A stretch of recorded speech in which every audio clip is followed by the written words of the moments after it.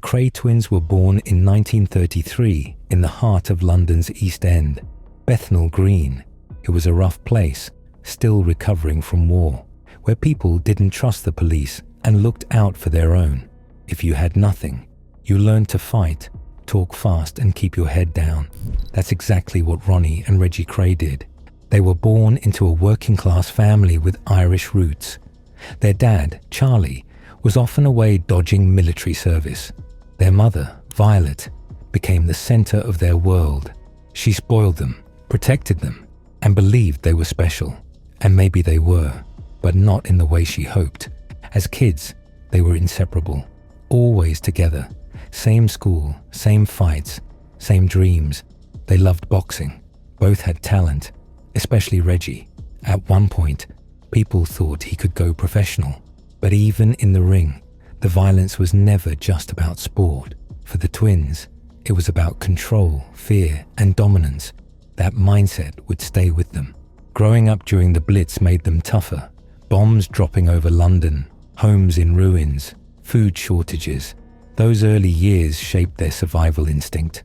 You looked after your family, kept your mouth shut, and handled problems your own way. This was the code of the East End.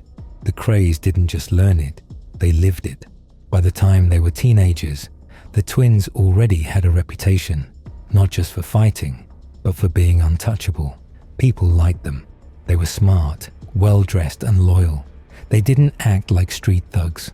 They had charm, and that charm would take them far, not just into the criminal underworld, but into nightclubs, newspapers, and eventually British history.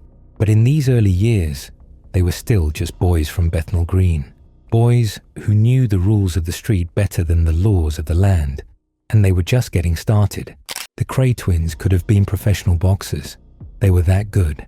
Reggie especially had the discipline. Ronnie had the power. But trouble always found them.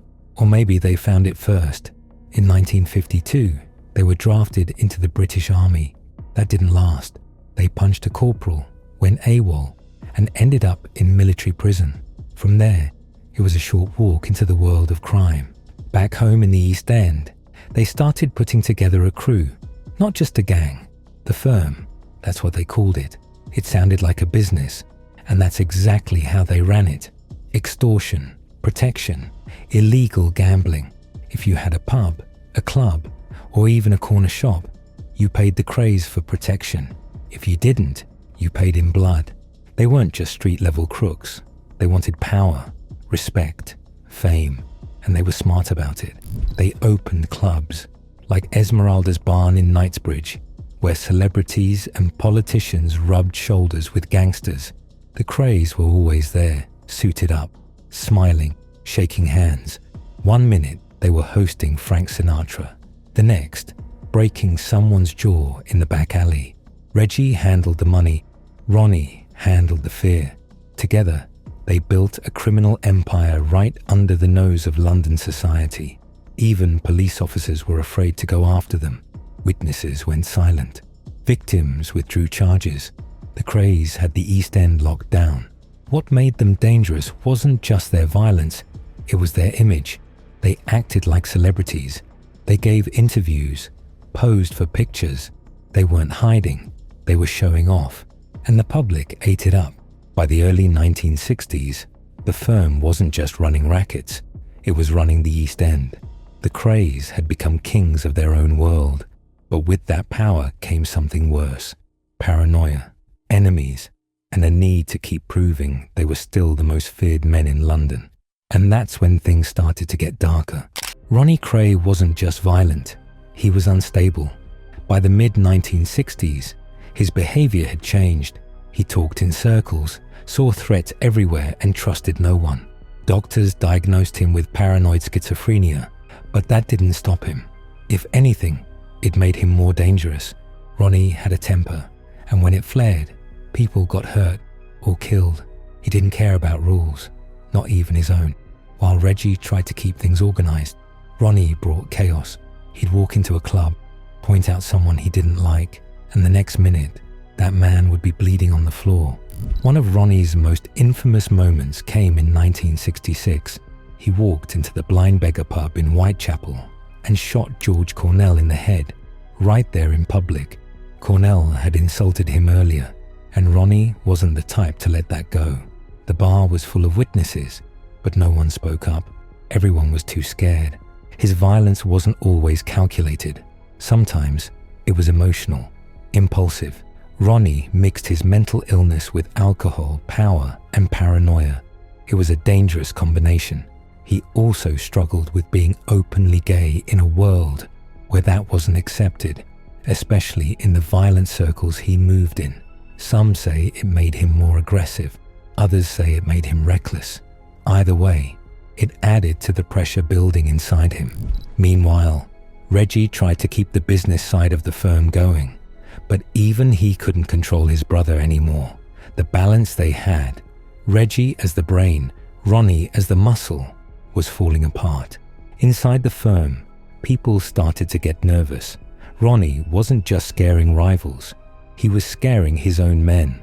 There were whispers that the Krays had lost control, and once that kind of talk starts in the underworld, it usually ends with blood. Ronnie didn't notice or didn't care. He thought fear kept things in order, but he wasn't creating order anymore. He was tearing it apart. If Ronnie was the wild one, Reggie was supposed to be the steady hand. But in 1967, even he crossed a line he couldn't come back from. Jack the Hat McViti was a small-time crook who worked with the firm. He was loud, unreliable, and a heavy drinker. Ronnie hated him. Reggie had trusted him with a job to kill a rival, but McViti messed it up and kept the money. That was enough for Ronnie. He wanted him dead. One night, they invited McViti to a party in Stoke Newington. It wasn't really a party. It was a setup. McViti walked in, drunk and unaware. Reggie, pushed by Ronnie and the crew, took a knife and stabbed him. Once, twice, again and again. Some say McViti begged for his life. Others say he didn't have the chance. The killing was brutal, messy, and reckless. Reggie wasn't cold-blooded like Ronnie. This wasn't his usual style. He hesitated, but once he started, he didn't stop. The body was wrapped and dumped, never properly buried. People knew who did it, but no one talked.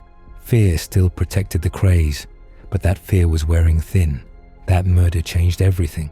Up until then, Reggie had kept a clean image, at least compared to his brother. But now, he was just as guilty, just as dangerous, and the police finally had something solid to work with. Inside the firm, the mood shifted. McViti wasn't a major threat. Killing him made the Krays look reckless. People close to them started asking questions. Why take that risk? Why so public? Was it about business or ego? The truth is, by then, both brothers were losing control. Ronnie was sinking deeper into paranoia.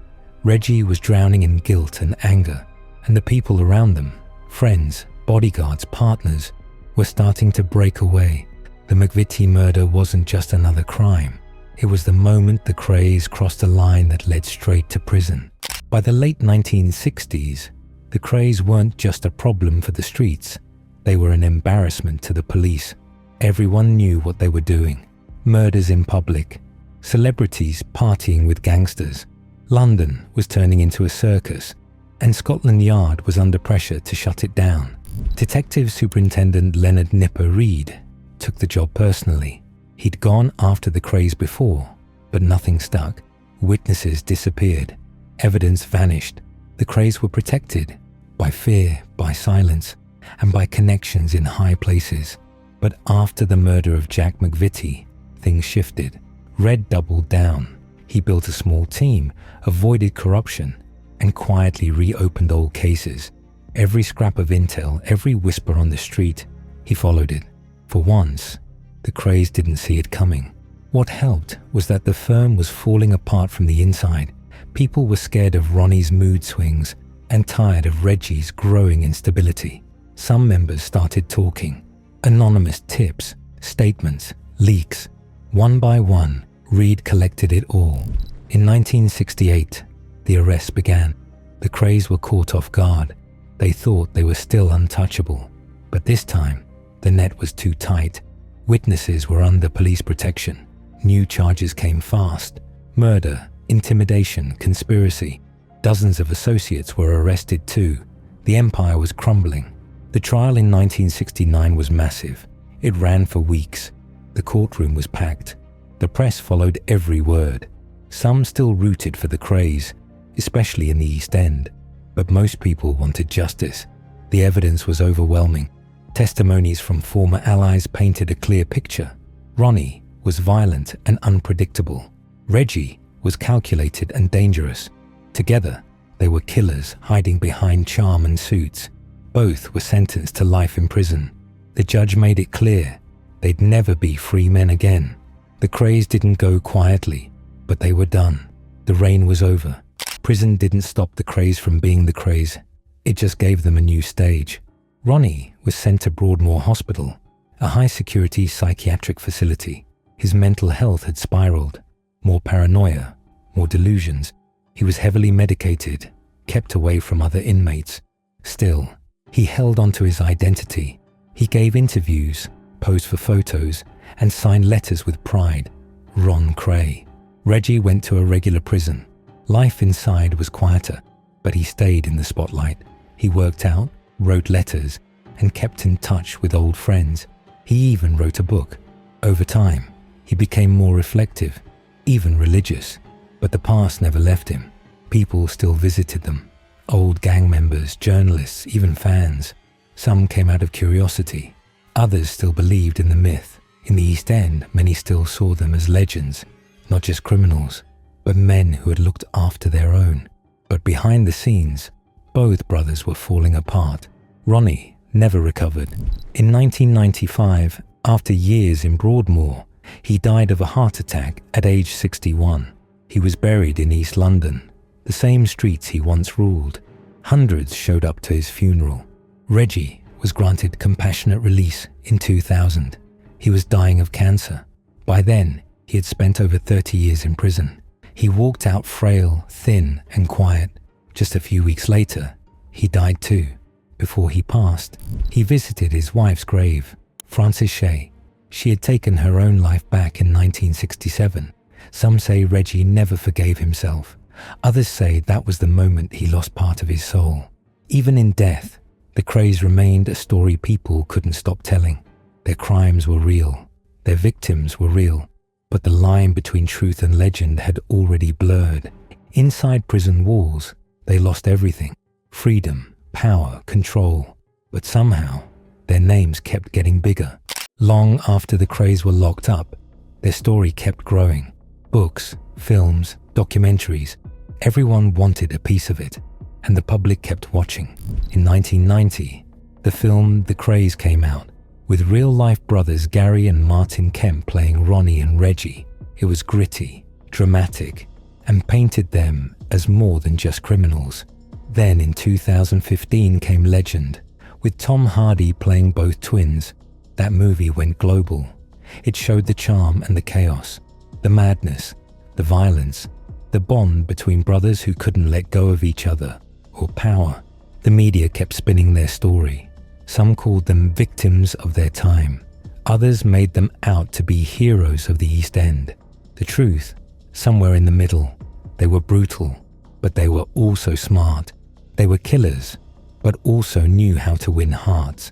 Old gangsters started selling interviews. Memorabilia hit the market. Signed photos, prison letters, even furniture. The Krays had become a brand, but not everyone was buying it. Families of victims spoke out. They reminded people that behind the headlines were real people who suffered. George Cornell, Jack McViti, many others. Forgotten names buried under all the glamour. Still, their image stuck. In parts of East London, they're remembered like folk heroes. Men who protected their own, stood up to outsiders, and gave back to the neighborhood. That's the version people want to believe. But there's another version too. One where power turned into paranoia and loyalty into bloodshed. Their legacy isn't just criminal, it's cultural. They showed how easy it is for violence to be repackaged as style, for fear to be dressed up in designer suits, for murder to become myth. And the truth is, we still can't stop watching. The Krays became legends. Newspapers praised their style. Films captured their bond. People talked about them like they were folk heroes, gangsters with charm, brothers with a code. But behind the myth, there's something most people miss: the wreckage they left behind. George Cornell didn't just die. He was executed in public, shot in the head while having a drink at the Blind Beggar pub. A warning, yes, but to who? Jack McViti wasn't just a hit gone wrong. He was butchered in a house, bleeding out on a carpet, begging for his life. That wasn't business. That was madness. And then there's Frances Shay, Reggie's wife. She was young, bright, beautiful, and she was trapped, married into a world of pressure, secrets, and violence. She took her own life at just 23. Some say Reggie never recovered. Others say he barely noticed. These aren't just names.